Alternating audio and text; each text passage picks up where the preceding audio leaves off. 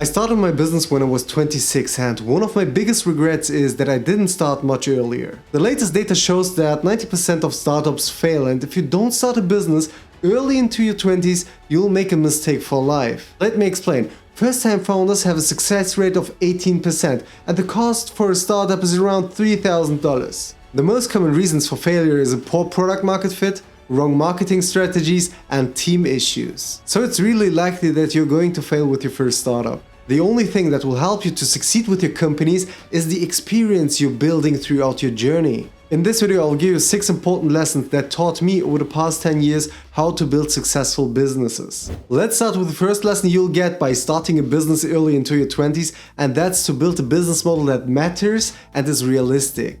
As I said, I was 26 years of age when I started my first startup. It was a marketplace for tourists by tourists. So the main idea was, let's say you are on a trip in Argentina, right? And you go to local markets. Then you see interesting items, take a photo of it and upload it to the platform. Other users that are also on the platform could see those items and ask you to get it for them. I still think that this is a nice idea, but it was far out of reach for myself, so it was not realistic. And what made the situation even worse was, back in the day, I had really no funds to realize it. Still, I spent months in designing the website, thinking of a cool logo, designing a new slogan, just to come to the conclusion at the end that I'm fighting a losing battle. It felt like a waste of time, but in reality, actually, it was worth much more than just a loss, because I understood that in order to succeed with a business, I needed to create a business model that mattered and was realistic for myself to attain. Today I follow the lean startup principle. In short, it follows the concept to test an idea as fast as possible in the market. So let's say you want to sell socks online, right? Then all you do is to focus on that one product and try to sell it. So if you succeed with it, good, you build on it, you optimize marketing strategies, you optimize production quality, and so on. And if you fail, so be it, because you didn't invest that much time and now you have the opportunity and the energy to jump onto the next product. And the second lesson I've learned that comes with all of this is to focus on the right things. And yeah, let's put it right, this is one of the biggest mistakes all starters make. You spend too much on energy on activities that don't even matter. Instead, try to focus on the right things. But the question arises now, what are the right things? And if you're a first-time founder, you really don't know what to focus on. So that's why I spent hours and hours designing a cool logo or a website and something like that, because I didn't really understand what's important when building a business model. And what I want to share with you in this video also are the 3 important things when it comes to a business model. And these 3 points get pretty much ignored by all the young entrepreneurs because they focus on a product. They need to find the next trending product, the next trending service in order to succeed. I see a lot of questions online like, what is the next niche? Which trend is the next? How can I make money from home using which trend? Right? These are the wrong questions. Because at the end of the day, you could sell literally everything, but what truly makes a businessman to succeed is the business model and the operation behind it. So besides the product you want to sell, it's important that you know the channels where you want to reach out to your customers. Questions regarding the advertising needs to be answered. Then you also have to watch your competitors and compare your product against theirs. And your main goal here is to differentiate yourself as much as possible to create a unique selling proposition. If you want to know how to build a lasting business model, let me know in the comments down below. I can help you with a scientifically proven method. It will take around 20 to 30 minutes to explain that in detail. That's why I ask you, if you're interested, put it down in the comments, because it's tied to very high effort from my side that's needed to create this video. The second thing you must be aware of is financial forecasting. Because when you first start out, costs can get out of hand really quickly. Instead of diving deep into different methods of business administration, which I could talk for hours as well, I have a really simple method for people just starting out. Give yourself just a budget to realize this idea and put the budget aside. And that budget should never affect your daily life or your emergency fund. Treat it like it's already gone the day you start business. And try to stick to it as much as possible. The best way to stick to a budget is to break every related work package down. So for example, if you try to sell coffee, right, then you need to calculate material prices, packaging prices, shipment prices, and then try to forecast if it still sticks to your budget. If not, try to find cheaper solutions. The third and last thing that matters when it comes to starting a business is time management. Your awareness about the time you spend is worth actually much more than most people think.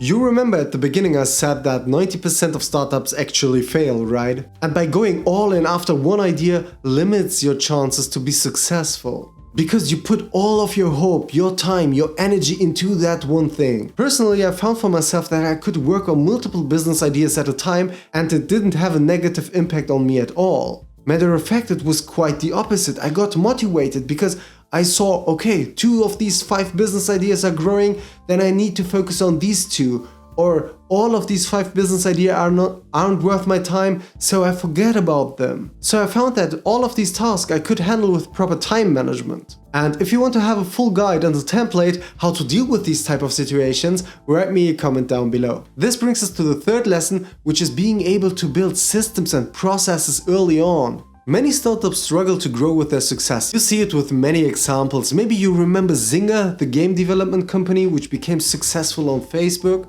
They had games like Cityville, Farmville and stuff like that. At their peak, they were valued at $9 billion. Then they started to buy other companies to grow even more. But if you don't learn with your company's growth and set the processes and the systems in the right time, then you set yourself up for failure. That's what happened with Zynga as well. They started almost like every startup with no hierarchies in place, with no processes, and then they started buying other companies. Basically, they were just lucky to hit $1 billion idea and get the funds in to have the resources to make these type of buying decisions. But it's a whole different ballgame if you manage a company with 10 to 20 developers and then scale it up to 10,000 to 15,000 people that you have to manage and take care of.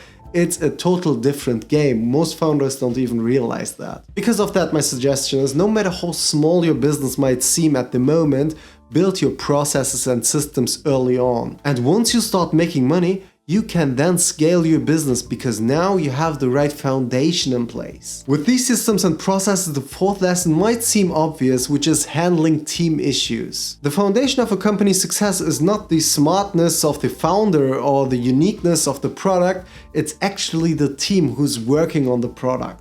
As I said, you can be the smartest dude around. If you don't have a team that is willing to go all in for your business, then you set yourself up for failure. And one of the most common mistakes all young founders make is they think they know everything better than others. Especially when you take on your first leadership role. Most people in these situations try to convince everyone of their abilities, but this has actually 2 major consequences which most people are unaware of. The first is you limit your team's growth by jumping on every opportunity to overrule them. Even if your intention might be good and you're trying to help them, most people can feel overwhelmed when they're constantly overruled. And this can make them feel useless and maybe they will lose the motivation to work for you, which is dangerous. And I mean by that, they will look more after the paycheck than your product. And especially at the beginning of a company's life cycle, you need people that have an inner drive to push this service, to push your product. And the second consequence of acting like you've got all the answers and overrule your team is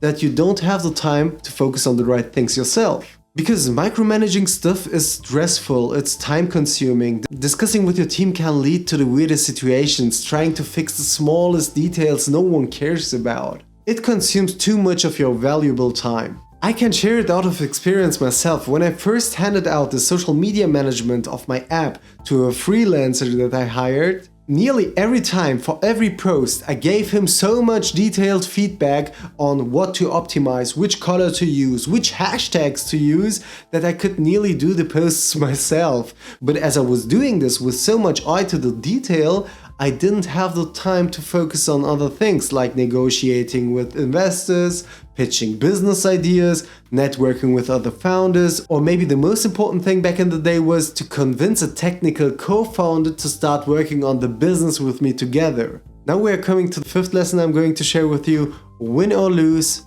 don't care. When you first start out, it's normal. You make up the weirdest stories in your head why you didn't succeed, although you're still in the game. You think of other people's and try to imagine what they think about you. I even imagined me failing and tried to come up with excuses for situations that never happened. And I thought about it because at the end of the day, all of it was to look good in the eye of the public. But let me tell you this, no matter how hard you try to show yourself from your best side, no one actually cares. You may be surprised with how many people I've talked about this. And almost none of them starts a business, even though they always say, it's my dream to become a founder, to own a company, to be my own boss. And the reason is they are struck by the thought of shame. If they fail, what should I tell my parents? What should I tell my friends? They will laugh about me. Now, as someone who's way past this line, who failed his first 4 businesses, made some money with the 5th and failed on the 6th again, I can actually tell you that you learn from failure and you grow with it. I know it sounds like the story everyone tells, but I wouldn't really sit here and tell you the same thing if it wasn't true. But if you still struggle with the thought and want a tip on how to reduce these anxiety issues, I can just tell you, stop talking about business. Because the more you talk, the more momentum you build in the heads of others. And the more the expectation rises about you, the more you could feel the pressure by it. That's why I stopped talking about business with family and friends. Unless I maybe get asked a very specific question, then I make sure to answer that question very precise out of politeness and then try to switch up the subject. So what's stopping you to start your first business? Share your thoughts and fears in the comment section down below. If you want to know how to act poor and build wealth, watch this video over here. Hit the like button for more and see you in the next one. Bye.